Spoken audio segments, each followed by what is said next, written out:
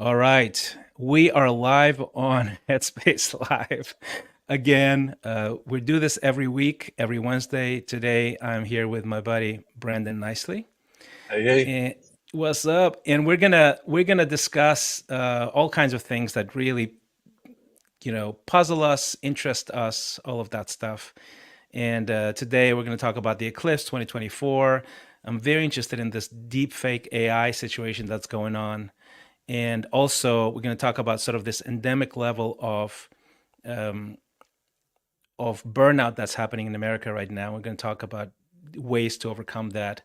And I think Brandon's going to bring some interesting stuff to the table as well. And we're going to be completely unfiltered, uncut, free flowing. You can leave your messages in comments and we'll try to answer them. Here we go. Welcome to Headspace Live.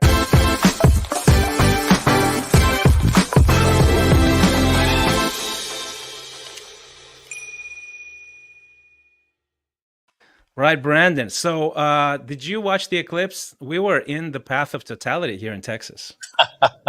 It was cool, right? We thought it was kind of like a lot of pressure because we thought it wasn't going to happen, right? The cloud cover, it was like Yep, cloudy yep, for 2 days leading up to it. But yep. yeah, we had probably, I don't know, 75 people all gathered together to kind of watch the event. And it was just like about it was supposed to happen at like 1:33 or 1:37 or something like that. It was about 1:15. And everybody was like gathering around the pool. We're hanging out. We've got a party going on, food and the whole bit. And then ultimately, we're kind of like the glasses. Everybody had their glasses in hand, waiting to see it. And we had really no idea whether there was going to be any cloud cover. But right at 1:30, like the clouds parted, you could just see the coverage starting to happen. And then we went all the way through when it was unbelievable. When I think it was the first time I've ever really noticed a full eclipse where it gets Yeah, dark, right? yeah, Like yeah, it looked yeah. like it was nighttime. It was fantastic. It was amazing to me as well. And I thought, yeah, we've seen partial eclipses before. We have, and of course, we're in the path of totality. I hear it was over 4 million people traveled in the United States to witness this. To 4 million people traveled in the United States to witness 3 minutes of totality of the total eclipse, which is remarkable. Um, what do you think that is? What do you think that fascinates us as human beings about something that we have very good scientific data on? We know exactly how it works, and we're still fascinated by this. I don't know. I think we have too much time on our hands. Can you imagine like our ancestors are out plowing the fields, right? Head of oxen, Freaking out. you know, and really concerned about invasion from enemies or safety, and then Yeah. that in contrast to having the time to spend money and travel hundreds of miles to Yep. show up for an eclipse or a lunar event, which I mean, fascinating. We have the knowledge to be able to do that and the time and the access and the freedom. Yeah. But this Yeah. gets into quality of life. I mean, think about it. We have all this time and all this freedom True. and all this money. That's I mean, relatively compared to the history of the world. And we have this access to do whatever we want, and yet we're probably the least happy as we've been as a civilization in a Yeah. long Yeah. time, if you believe the reports, right? I think so. So Yeah. I mean, the reports are clear, and also even the level of opulence that we get to enjoy in the West is also very clear. The data is very clear. Most of us here, if you live in the United States, you live much better than even 200 years ago. Royalty in Western Europe didn't have this quality of life that we do, that every person has now. It's in historic terms, it's a blink of an eye. It's absolutely remarkable what we have. And yet obviously, we get used to it and we complain and all of that. Yeah, I just think honestly the eclipse is something, there's something about it that is unifying, right? It's that we share every once in a while, because we're in sort of this rat race of a lifestyle. Oftentimes we just stop and look up and we realize, oh my gosh, the universe is a massive thing and I am nothing. I'm not, I'm so small and I'm so finite and so mortal. And and there's something about it that is almost religious, almost it's existential, isn't it? You Hmm. know, and it takes our breath away, and that's why I think people spend the money to do this. That's fascinating. I mean, do you realize that the eclipse, like the shadow of the moon, was traveling at 2,410 miles per hour? I did not know this. Are you serious? Yeah. That's I crazy. mean, and I just think about that. I mean, they actually, and you may not know this, another fun fact, but solar eclipses will come to an end. This is important for everybody to understand because, it's maybe one of the drivers for this many people to travel. In about 600 million years, due to the tides and Earth, and the moon will be too far away from the Earth to cover the sun, so we'll have no longer Okay, lunar eclipses. interesting. So it's important to important to get it in now. Yeah, I know. All right, Little fun facts let's move on to the next topic that I had in mind that fascinates me. I'm curious about what you think. And by the way, from the your mind of Christian Ray. This is always for interesting to see where and this goes. Yeah. and we'll switch to your mind because I think you have a No, couple of no, no. things you want Mine's to do. empty, pretty much. That is not true. So, by the way, are you on your headset mics? Because I think your nicer mic is not on. You just for Yeah, no, I'm in the cheap seat right now right, right, because right. You're not at home. Okay, I'm good. not at home. Yeah. Okay, so here's another thing that fascinates me: AI, right?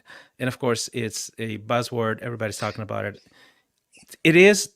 It does blow my mind, honestly, on the absolute quantum leap in AI that we've experienced, and the rate and the speed and the level of acceleration.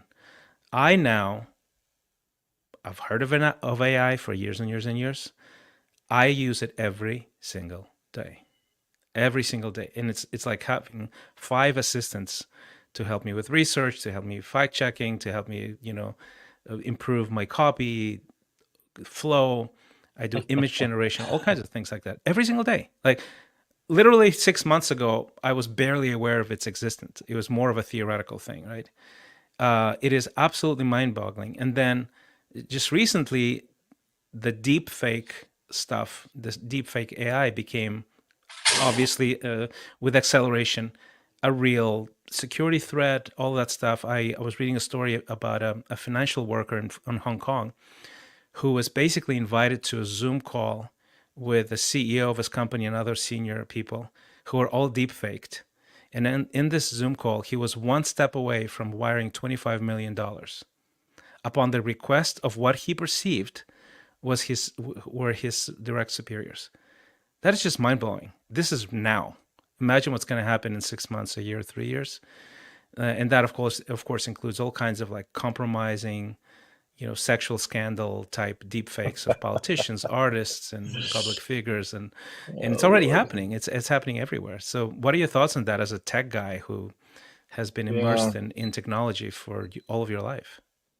Well, I mean, certainly there's been some novel new things, right? And the ability to take the corpus of data from the internet, essentially, it gives us lots of angles and dimensions of intelligence, right? Or quote unquote intelligence. But there's like AI, it drives me crazy. I mean, people, if I had a room of 30 people, 10 people are like now AI experts, Yeah. which is really, really funny, right? Which means maybe you know how to run Chat GPT or something, right? But Yeah, I but know. but for me, I mean, we did high dimensional modeling. We built cognitive intrusion detection algorithms that looked at behavioral dynamics of traffic on for attacks against defending against sort of infrastructure attacks 25 years ago, right? So when we think of AI, there's a lot of different things. There's like kind of think of robotics, which goes back to the 80s, right? And which was very popular. Natural language processing, which has been around a long time. You got things like, I mean, just there's a variety of different things under the machine sort of learning algorithmic approach to data management or data analysis or data extraction or interaction. I think the thing that was sort of novel with the Chat GPT construct is the interactive conversation. Yeah. You can the query and answer mode, and then so you ask the question, what happens in civilization relative to deep fakes and other, you know, technology levered hacks. We'll just call it that, right? Yeah, threats I think, basically. It's a tool to accelerate things, but also it's incredibly risky and I mean, $25 million. That's just the beginning. The guy oh, actually well, thought he had a direct order from his CEO in a live Zoom thing. Imagine what's going to happen in 6 months to a year. well, I mean, you go back, there's always been hacks, right? You can go back to the cuckoo's age, back in the cuckoo's nest, back in the, you know, in the early electronic days of bulletin boards, et cetera, and asynchronous. Point is, if you've been around, like, as long as I guess I have 40 or 50, 40 years or so in tech, you've seen there's always the nature of humans will be to sort of take advantage of the system, right? Of For course. some reason. I think we're always going to have the inverse correlation with the kind of, you're familiar with the Darwin Awards, That's right. Yeah. where if a guy's cleaning a shotgun, looking down the end of the shotgun while it's loaded, you might question whether that person, deserves to live. Anyway, I mean, there's just an issue of, I think it's kind of funny, but I think ultimately this is going to be put it this way, the needle is going to get closer towards being, it's going to be harder for the average person, right, to detect what's Yeah. real and what's not real. So I think what's going to happen as a result of that is we're going to become more jaded in some way. We're going to become more cautious, which might be good. There might be implications in humanity of becoming more cautious, but there also might be implications to having a fear orientation, right, Hmm. towards these kinds of shifts.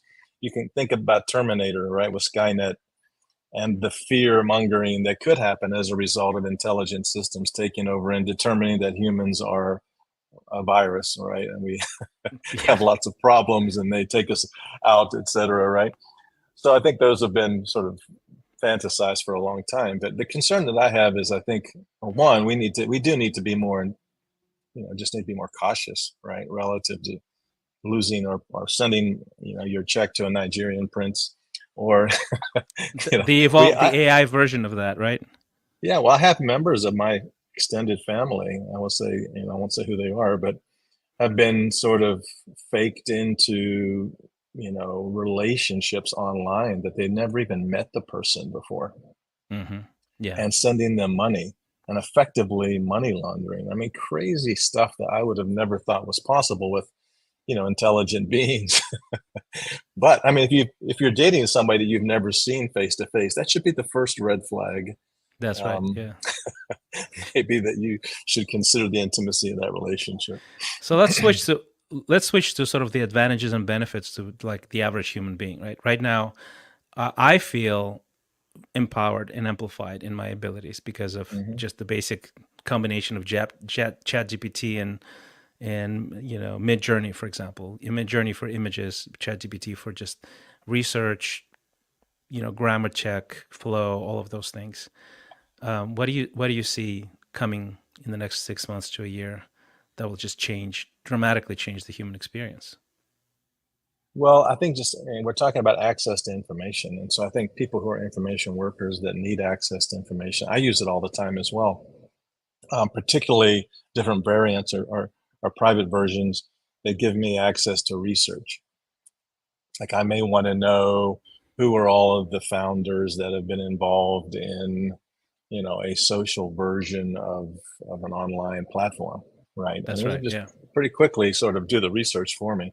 So I think that's, for me, there's a lot of value there. I know you use it a lot for media, right? And Hmm. sort Yeah. of content generation. So those things are obvious. Like, to me, I think there's been like, to your point, a sea change Hmm. relative to what's possible there. But if you ask the question, what's coming, I don't know. I mean, honestly, it's the world that I play in. I'll tell you what I do think. As a high level, I think there's no doubt is coming. It's going to make life easier. Yeah. That's a pretty, in some way. The question is how. Like, one of the things I'm working on right now is how do we find the people that we need, and how do we find the resources that we need.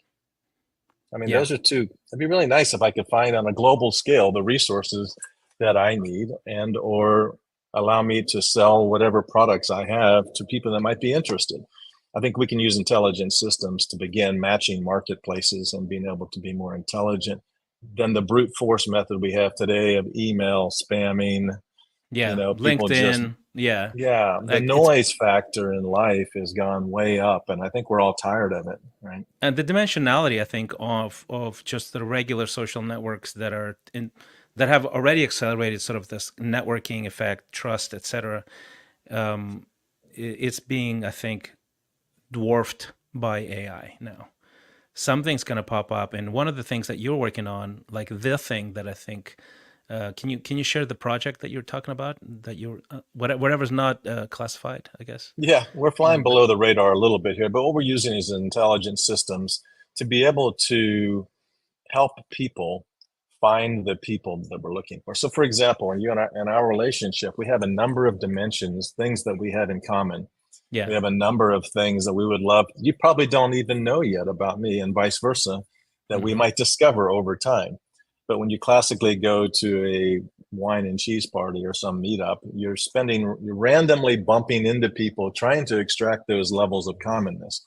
We think we can model those elements of commonness in the human existence, and then there's all kinds of downstream value from that. The ability, for example, to go into a room and know the two or three people that you might want to actually interact with, or be able to look at a million people, population of a million people, and look at the half a dozen that you really need to connect with for whatever reason. That is, a very ambitious project. But the other thing is, like, we're fundamentally limited as humans, like Dunbar's number. You only have so much time. There's Yep. only so much knowingness. How many people are in your real inner circle? Like, it takes time to build an inner circle and a secondary circle and a tertiary circle. So the question becomes, if we're limited by time and knowingness, how do we extend that ability to reach a large population? Like, how do we over lever? How do we get leverage in terms of our access to people that we need? And that's one of the fundamental elements. There's some other things too, but ultimately, we're building a currency that has to do with sort of people helping people. And if you're a good person, you help other people, your stock goes up, and build basically a human services marketplace. Yeah. Interesting. That's cool. Well, we'll keep coming back to that, and I'm actually very curious about how quickly it can evolve, the places this is going to go, and how it's going to transform at accelerated rates. I have a sense that this is the biggest thing since the printing press, or it's definitely, I think it's bigger than the invention of the You're internet. talking That's about sort of AI amazing. in general. AI in general, yeah. Yeah. I think it's going to be Well, I an think that what you do, explosion. yeah, I think AI is hard. I mean, that's the thing that we have to be. It's like, talking about modes of transportation. There's lots of modes of transportation, right? But AI is, I don't know what it is, honestly. There's no such thing as AI. Yeah, I mean, There's facets of it, like, there's sure. machine learning and deep learning, and there's a variety of algorithmic approaches, right? But I mean, think about it, like, we've had AI around for a long time. Like, for example, Google indexing web pages. How hard it'd be really interesting if you had to try to sort through 2 million web pages to try to find the resources you need. How inefficient would that be? That's kind of the way we are today when it comes to people. But at the end of the day, there's an algorithm to kind of rank ordered based on your search input, if you will, right? And so that's one angle, but it's been around for a long time. But we loved it. We loved the simplicity. Remember, the Google just had the single Yep. field and it was clean. And prior to that, we had Alta Vista and Expedia and all these other, Yeah, it was cluttered and AOL, too that was just busy. nothing Yeah. but looked like a trading screen, right? That Yeah, had and exactly. and, Yeah, and so yeah. basically Google just made it simple. So from my perspective, machines should make life simpler, I think easier, it think yeah, and I think and what it does, better. it allows it sort of humanizes the algorithm. It mimics the logic, right? That's why, I mean, the natural language processing, it's insane. I mean, I was working on it today for my new book. My illustrations, most of them are AI generated, and I can say slash imagine and give it a prompt, and it imagines things that I couldn't even put in words, right? And because I'm in this sort of me journey thing, what the thing that really struck me actually is not that it can just help with sort of this linear or like hard work that is more mechanical, more detailed, that will take too much time for too many people, but it actually, there's a creative element there that mimics creativity in a way that actually, it's pretty amazing. Some of the stuff that people are saying, I can say, imagine a impressionist painting on oil on canvas of this and this and this, and the thing that it produces, it's actually insanely beautiful. It is original. It doesn't exist, hasn't existed till this point, and it was created by a machine, and that just blows my mind. It really, really does.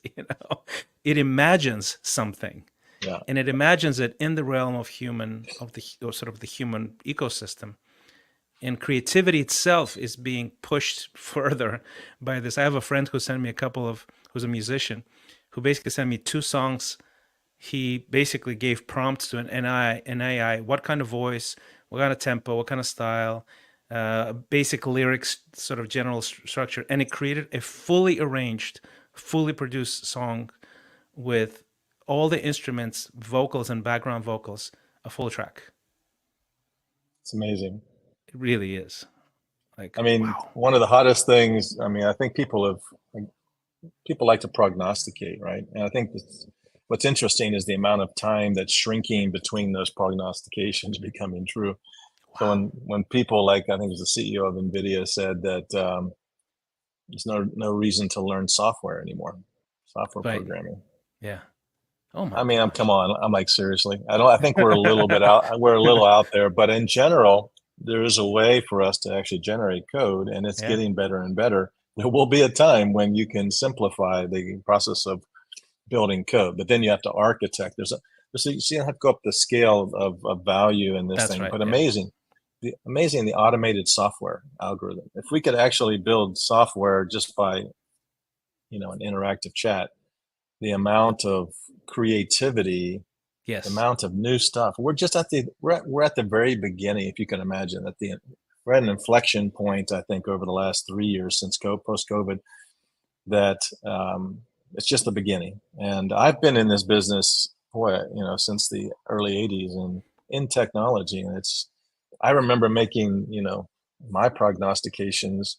In 1986, I was asked to form a fiber optics company. I'd been putting fiber in for 2 or 3 years prior to that, all over the country. Yeah. And I was like, we've put more fiber in than we're ever going to need.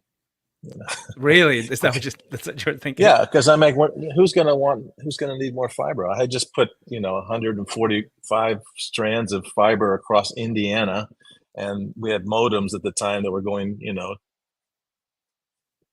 not That's what remarkable. 2400 bit per second, and each of these fibers could do 150 megabits per second at the time. And so I'm like, do you know how long it's going to be before we actually increase enough computing capacity to Really? actually need this fiber? And so, you know, That it shows how smart I am. But I mean, literally 20 years, well, during the telecom boom, literally 10 years later, I mean, that would have been a tremendous business to be in, right? this is going to So, accelerate tech entrepreneurship, don't you think? I mean, if you can speak code into existence and platforms and services, and isn't that going to be just a massive leap of like, because that's the thing that's more capital intensive. It's tech teams developing products, well, diminishingly so, right? but still, yeah. Still capital I think intensive. I think it's a really interesting question because when you think about it, what does it take to be a successful, I'm not going to say entrepreneur, but what does it take to build a successful business? Yeah, Part of it is having the ability to generate code, but the bigger part of it is knowing where to target the code, what part of that's the right. market you need to point Hmm. towards. And then once you get those two things right, like we have about 36 dimensions. You know this, we have like 36 dimensions. We model the early stage development process, and it has to do with the team dynamics, the human things, the part that you're really involved in. Like, how do we get along as humans on a team trying to build something together? Yeah. There's drama, there's politics, there's ego, there's all of this that I didn't get what I needed as a child, and Yeah.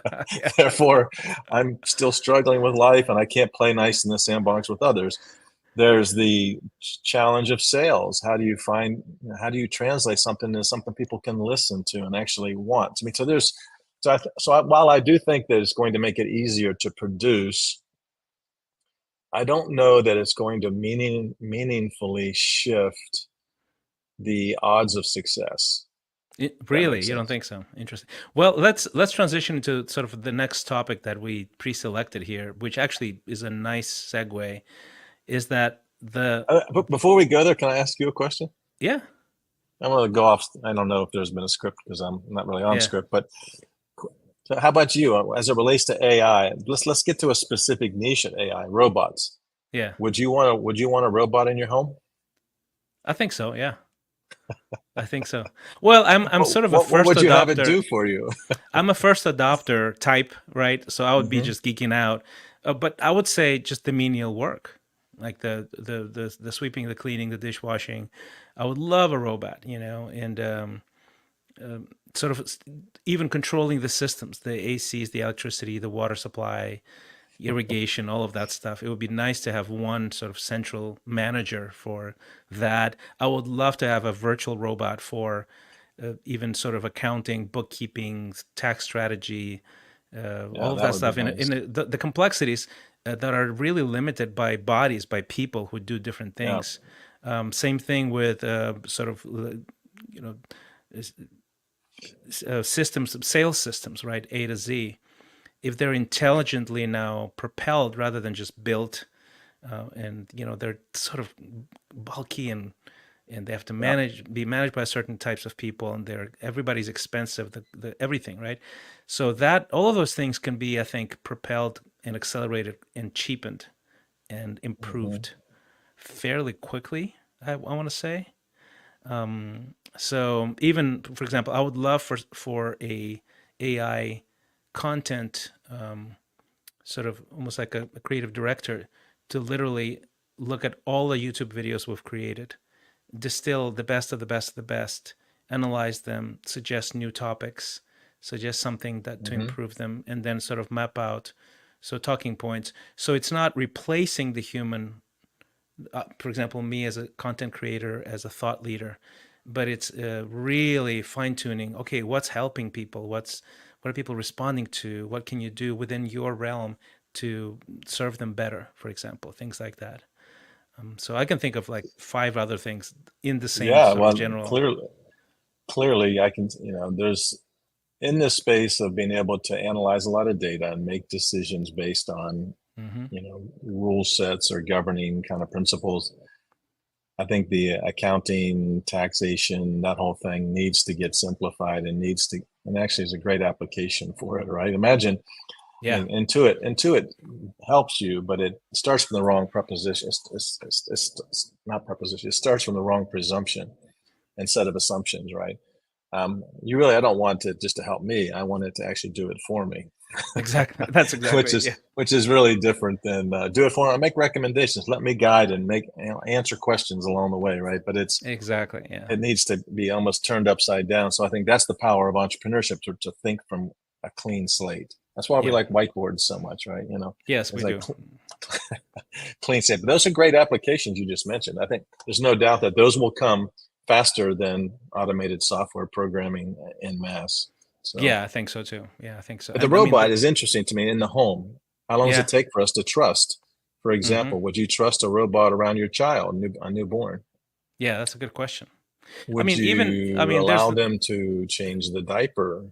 probably not. Yeah, probably Yeah, not. like just a Uh, little slip of the wrist could be no sensitive feedback. And as a matter of fact, I've looked at probably just as a case in point, one of the more interesting models for trust actually comes out of the robotics world. is that right? Like, do Interesting. you want, yeah, because I've looked at a bunch of models for trust. How do we build trust algorithms? And one of the more interesting ones that had the most dimensionality to it is the ability to have feedback. For example, how does a robot trust its environment and vice versa? How do you Hmm. trust a robot? The sensitivity, does it know that I can only take your flesh this deep as opposed to Right. Yeah, yeah, yeah. go all the Uh-huh. way through? Yeah, of Um, course. Really interesting work, but I think these robots at home that now fold, have you seen the ones that fold the laundry and do No, the I've seen the ones with guns, which are like super scary. The RoboCop types. It's yeah. gosh, But to your they point, I mean, they the can ability discern to do between, dishes. yeah, right. I mean, and all kinds of things that are like that. That let's say if I'm an entrepreneur, I run, let's say, For example, for us, we run more than one business, and then we're involved in other things that require logistics and sort of minutia, comparatively speaking, to the highest use of our time, energy, and expertise. So if I can reduce the minutia to from, let's say, 30% of my time and energy, especially creative energy, to five, oh my gosh, it would be just wonderful, wonderful. And I really feel like that's just around the corner. I think that's going to come quicker than we think it is, just because of how accelerated this stuff is. Yeah, well, it's not. It can't come quick enough from my perspective I either. I agree.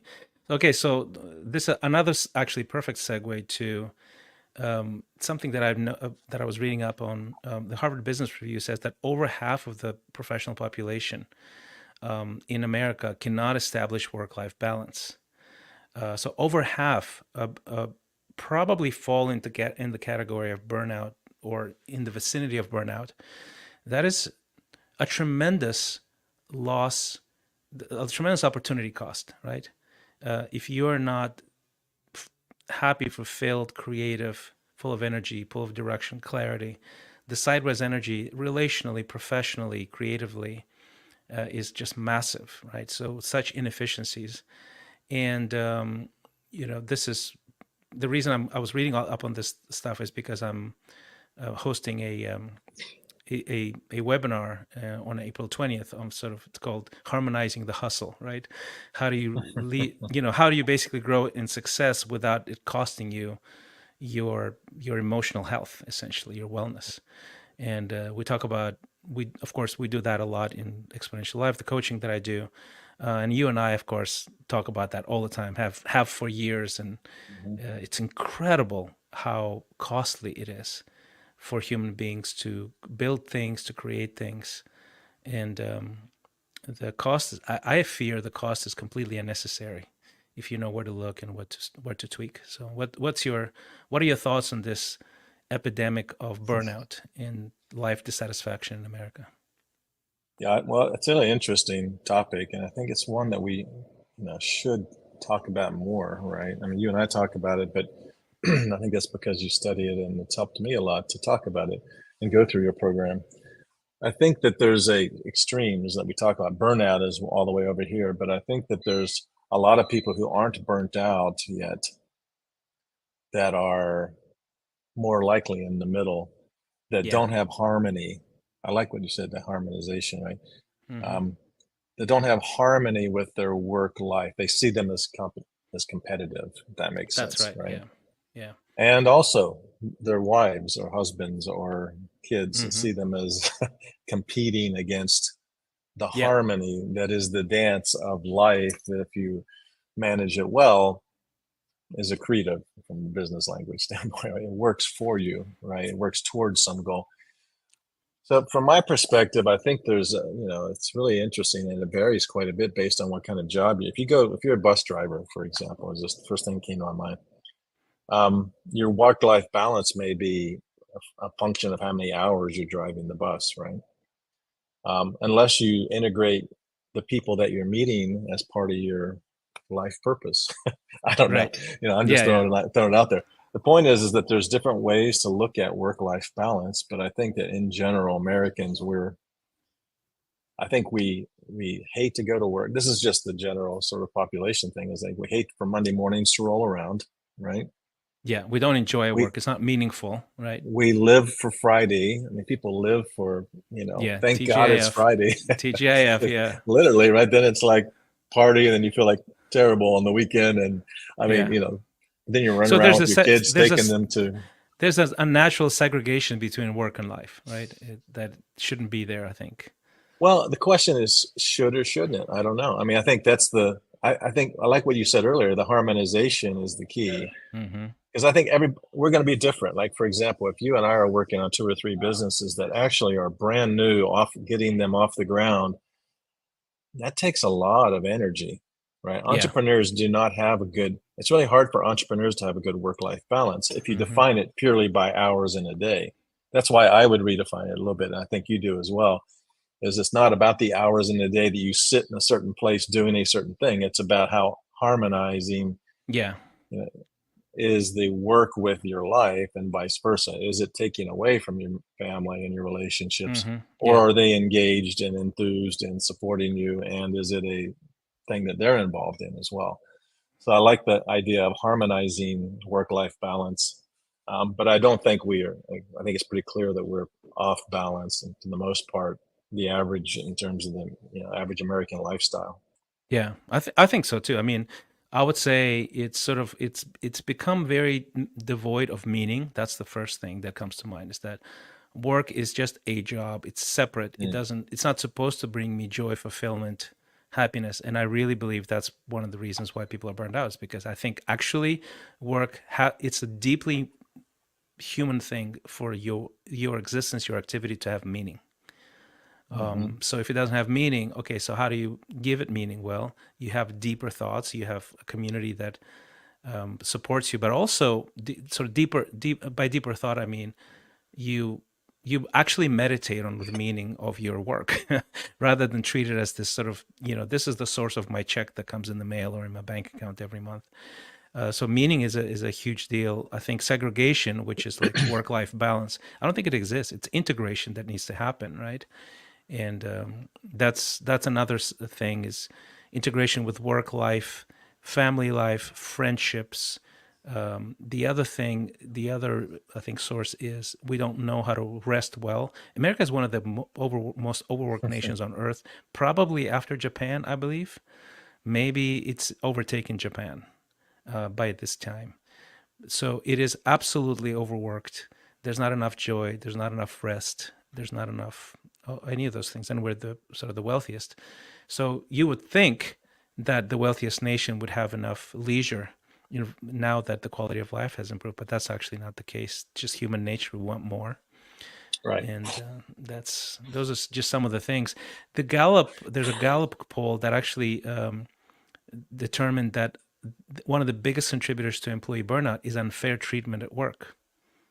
So it's lack of compassionate leadership or skills to lead other people, so that um, they're motivated, that they're valued, that they're treasured.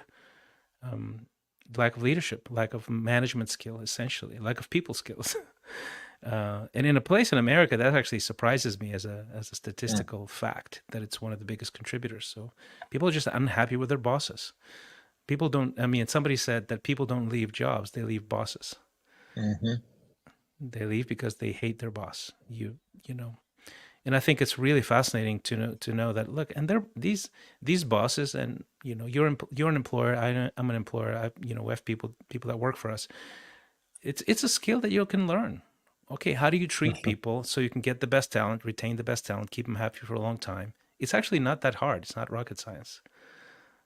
And yet, that's one of the big sources of burnout in the American workforce. I mean, imagine the potential dormant uh, ability, creativity that is there, untapped, right? mm. So, Well, it's easy. I think going back to even prior to that, you look at what is a career versus a job, right? yeah. And how you design your life. Is it designed for making money, or is it designed for meaning, right? Hmm. Purpose, connection. Does it take advantage of your strengths? Are you choosing a career path where you naturally have giftedness, right? I think as a lot of us don't have that awareness. We just maybe have learned the job that our parents did, or we do what we know that we're good at, maybe even, and that's fine. Like I started out as an engineer in IBM, you know, and why did I become an engineer? Just because physics and math were easy to me. It was like second, Hmm. it was just simple. Did I Yeah, really that's want right. to be an Yeah. engineer? I don't know. I don't know that I really wanted you. I mean, if you asked me what I want to be when I grow up, it wasn't an engineer. I think it was an oceanographer. I always Yeah, like I wanted to be an archiologist. Same thing, sort of. yeah, like Like Jacques these very, Cousteau. I thought was cool, yeah, right? exactly. These romantic professions. Yeah. So, but I think so to me, that's interesting. So you sort of start with, I think at some level, it's okay when you're 18 to 20, 25. Maybe you go with what you're good at. But then ultimately, right, you have a choice. You can either stay in that career path for 40 years, which many people at IBM did. But I had this guy, I love this guy. He worked in the manufacturing plant at IBM, and he had this pineapple tie. It was like a brown tie, big tie. This is like, Oh yeah. Oh yeah. mid 80s. I That's swear that awesome. tie was 8 inches wide. That is I an kid you amazing not. tie. And then it Yes. had a yellow pineapple right in the middle of it.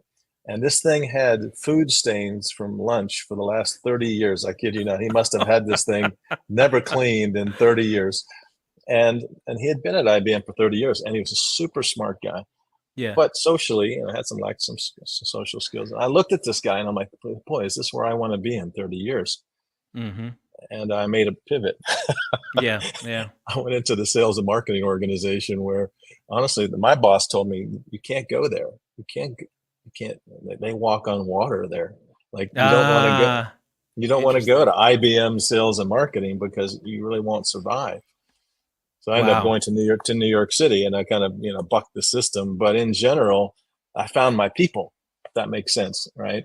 And so nothing was wrong with either of those paths, but you had to sort of look in the mirror and adjust, right? I think And I think, sometimes we feel yeah, and confined. I think what you're sort of hinting at is that we sort of end up living other people's dreams, Yeah, whatever it is, whatever if your you're afraid ecosystem to dictates. actually break the Yeah, break the mold. exactly.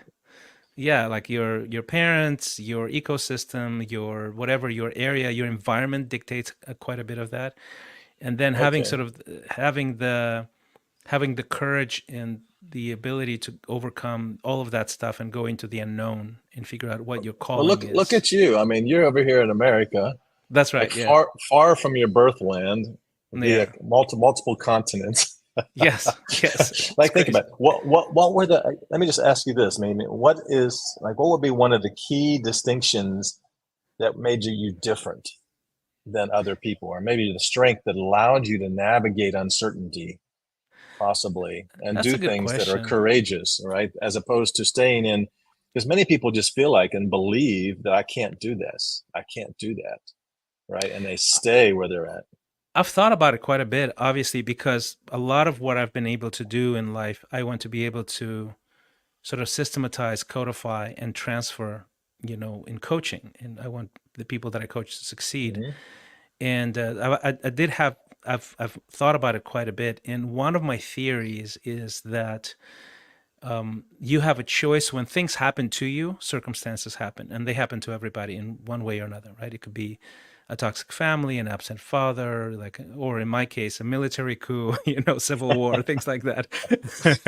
you Yeah, know, things out of and your control. that are completely out of your control. You do have the choice to sort of shrink and enter into either survival mode, that's sort of a medium, almost like maintaining, right? And sort of, I just want to make it through. And that can last for years and decades in people's lives. And it's, to me, it's just heartbreaking. Worse than that, you can enter into victim mode, Mm. where you basically have this sort of burning resentment towards life in general, the universe, two or three people that wronged you, whatever, society, the president, whoever. Um, and or you can enter into a place of possibility, and I think that's a choice, right? And so for me, one of the things that I trace back to my tumultuous, difficult upbringing, poverty, instability, all of that, is that I think there was a point where I saw that if everything is nothing is certain, right? When you're like in a refugee camp and you're in exile somewhere, so nothing, like, there's zero certainty, nothing is certain. And I think at some point something happened where I decided, well, if nothing is certain, then everything is possible, and that's like a liberating shift. Mm. And I do believe that that is actually a shift that you can make. I made it, I think, intuitively, and I was lucky, and all of that. It's a decision still, but I really do think that we can learn how to do that, how to create a mindset of possibility, and then watch out, world, because you will be incredibly, impactful and serve the people around you and all of that. To me, it's fascinating. I wonder who Christian Ray would have been if you had gone to a yellow bus every day to school and never had any challenges and just sort of, That's right. Yeah. just kind of went from in Chile and just sort of hung out and had a nice, comfortable life. Yeah, that's true. Like, I Yeah. wonder whether you would have had the same propensity or Hmm. tendency towards uncertainty and being willing to Yeah, create something new out of nothing. And that's like, are entrepreneurs born or are they made? Is one of those, I you know, agree. I think they're made. I long. think so. And I think a lot of it has to do with just choice. You somehow mysteriously you make a choice how to interpret your reality. Because I do have friends who went through literally similar, very similar patterns, who ended up in a very different place, right? I would say underwhelming. I would probably say that they're unhappy with their life, and but they had the same exact sort of possibility opportunities to switch mindset. And to Mm, me, that's sort of one of the biggest drivers of why I sort of love coaching is I just love people and I love the potential that's hidden there and sometimes gets untapped, unexpressed for decades. mm. And that's just a big tragedy. So I just love my life now, and I look back and I sort of basically try to deconstruct. Okay, what got me to the place, and what got other people that I know that I admire to this place that they're just thriving, right? So human thriving is sort of human flourishing is the thing that I geek out on the most probably of anything else, because of that. Yeah, it's real clear that you get enthused, right? I do, yeah, That, yeah, that you light up when you see other people, yeah, becoming what they could be, uh right? huh, yeah, Or improving life or gaining, momentum. And I love that about you. I think the challenge, and here's maybe one encouraging note, is that if you're going through something really difficult now where you're just almost like at your wits' end, you're in good company. yes, yes, I mean, at absolutely, the end of the day, like, if you really believe that we're made, yeah, right, because of, and we have choice, right, and that's the thing that God has given us. The one thing He won't ever take away from us is our choice. it's choice. So That's so right. I Yeah. fundamentally believe it's one of the most important assets that we have, right? And if you actually believe that you're born at, like, great things are born out of difficulty, Yeah. then to me that gives hope, that provides hope, right? And I think that's one of the things that I know you provided me a lot, is just the hope that when you look at, uh, where we've come from, it's amazing to Oh my gosh. Yes. think about what's ahead, when Yeah. now we put a lot of that frustration in the rearview mirror and Hmm. have developed some mastery at this game of life, right? And we still don't control everything. And so, but it's encouraging to know that when things are difficult, that you could be just on the, I mean, it could be the very thing that causes the transformation. But I think one of the things that, but there's two roads in life, right? There's the frustration that leads to more frustration, that leads to more frustration, where the downward spiral happens. And then there's the one where maybe some person speaks into your life or you gain some new insight, right? And that's part of why I love, just doing this with you in these podcasts, is that some new insight, possibly some guest that'll speak some truth. You're in the process of learning that Mm. changes the upward, makes an upward spiral. So there's this, you know, that's what I mean. The Bible says, through an abundance of counselors, there's victory, That's right. right? Yeah. But this Yeah. ability to have outside influence, and that's one of the things I like about your program, because you're not just doing it as an encouraging person, but you have a whole ontology or a framework, faith, family, force, friends, Yeah. all the different sort of elements that Dimensionality. Yeah. provide Hmm. sort of a dimensional view on how do you make your life go kind of vertical, right? And Hmm. so it's interesting. I just think that a lot of us, most of us weren't born with a silver spoon. Now, some people were, and even those that were had to go through some of the same Yeah. choices, Absolutely. Yeah. right? Choices. Yeah. I agree. And I honestly, I think I look at the stats of this sort of this endemic burnout, dissatisfaction, and it sort of fires me up because I feel that okay, imagine if even from going from 55, 60% of burnout, imagine what would have happened if you think about it. If maybe you reduce that by half, what would happen to the economy, to families, to Mm. futures, to children being now nurtured by people who are thriving, right? How the world would change, and it would change dramatically, I believe. And I think it's our responsibility as human beings, just one on one. It doesn't matter if you are sort of a thought leader, a teacher, a coach, or a mentor to startup founders like you are, but it's just touching one life and helping the person go from burned out, lack of hope, lack of vision to fully creative, fully flourishing, and just unleashed into the world as a force. That's the F in the exponential radar is force. And by the way, you're the one who gave me that word because I couldn't find an F word for force for work rather. And you said force. I go okay, force. That's it. So it stayed as force, and yeah, I love that word actually because you are designed to be a force in this world, a force for good, and I really believe that to be true about every single person on earth. So awesome. Well, let's wrap it up, man, and let's come up with some new things to discuss next week. So we switched this. And by the way, if you are watching this or watching this during the live or later, leave us comments. We try to answer. And if you want to be part of that upcoming webinar on harmonizing hustle, which I love that title, and basically how to thrive without compromising your wellness. You can go to exponential.life, which is the URL on my profile here. It's exponential without the E if you're listening to it, not watching. .life, and there's a pop-up there usually of the next webinar coming up. So if you watch this like 3 years from now, it's not going to be there, but there's going to be another webinar because we're sort of really set to have free events, free sharing of value happening every maybe month and a half, something like that. So anyway, Hey, thanks for watching this. can I bring this back full circle Yeah, just real man. quick? I just did a chat GPT search on how to obtain work-life balance. And And it's not bad. I mean, it's not bad. However, this is what's really important to understand about, I think, what we've talked about today. It can pull from all the knowledge or some of the wisdom that's out there already, that's right. things that people write about it. Mm-hmm.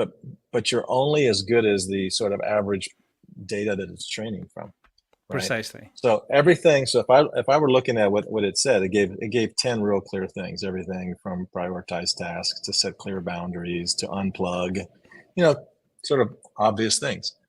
But if I were to score that on a level of what's going to really move the needle for me, I give it a C minus, right? Exactly. Is it really going to move the needle for me? Is it going to help? What's different, I think, about this conversation is that we're talking about mastery, human mastery, people who have lived specifically, dealt with specific issues of life and the variability and dimensionality of it. And you build a program, for example, that can raise people by one person touching another person and giving like that custom training. So I think this human mastery and the human touch Yeah, is something that the GPTs of the world are going to have a hard time I agree. um, Yeah, getting to. So it kind of goes back to your original point that you want bots to do your work, but the quarterbacking, the human touch of thought leadership, I yes. think it's going to be a long time.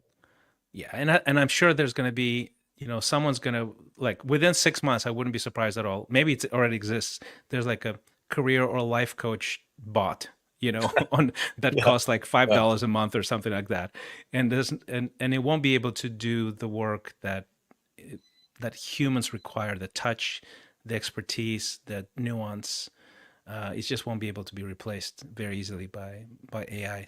This particular thing for sure. Same thing with art. I think true art, yeah, like middle of the road. It's exactly. going to be mass produced now. So But when you start true art, creating the no. content, when the creation reduces down to the norm, Yeah, you still have the opportunity for outliers and for people to produce from. That's what we're given. We're given the ability to create. I think and I that's what we think have is maybe that's actually uniquely, right? the optimist. Yeah, and I think that's the optimistic. If we're going to do full circle here, as we started with AI, is that well, we started with Eclipse technically, but if we go full circle with AI, is that there is no reason for you as a professional to do mediocre work. It's no longer actually sustainable for you to do mediocre work because you're going to be replaced very quickly by AI. I Yeah. think it's estimated that 30% of workable hours will be automated by 2030. Um, and I'm telling you, everything what that was considered, I think, untouchable, like the legal professional, sales, all kinds of stuff like that, right? That was Yep. for the rest of humanity was considered extremely and sometimes premiumly priced human activity is now going to be cheap, widely available, and automated. Which the good news is that now you get to have the ability, the capability to create true art and Mhm. touch people in ways that are meaningful, to innovate, and to go so the best bet for you as a professional is be a top level, high energy, high creativity person who is irreplaceable by a machine ever. And Yeah, it's a be beautiful unique, thing. right? Be I mean, at the unique. end of the day, it's like be who you're Yeah, meant to be. This could be a blessing in disguise, I in think so that too. Yeah, 80 percentile of the work that's just could be, stamped out cookie cutter T-shirts, for example, right, yeah, is absolutely. is is is going to cause us to be, we'll adapt and focus on the things that are actually true expressions of the unique people that we are. Yeah, yeah, I And think so. if you want to bring it all the way back to the eclipse, we talk about experiences, Yeah, do right? it. Let's And let's it's like, close the link. like at the end of the day, I mean, why do people travel 1,000 miles to watch something? It's really about an experience that was unique, right?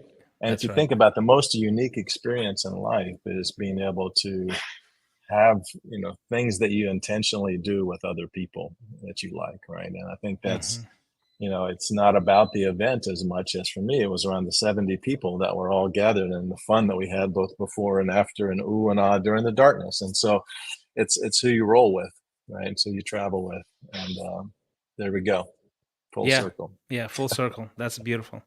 Well, thanks for the conversation, and Sure. I love doing this with you because it is an experience, and you don't know what's going to come out of it. And sometimes we'll have guests, and they will provide just a lifetime of expertise. And all we did on top of that is turned on the camera so others can share that with us. And so if you're watching this or listening to this and it benefited you, leave us a comment.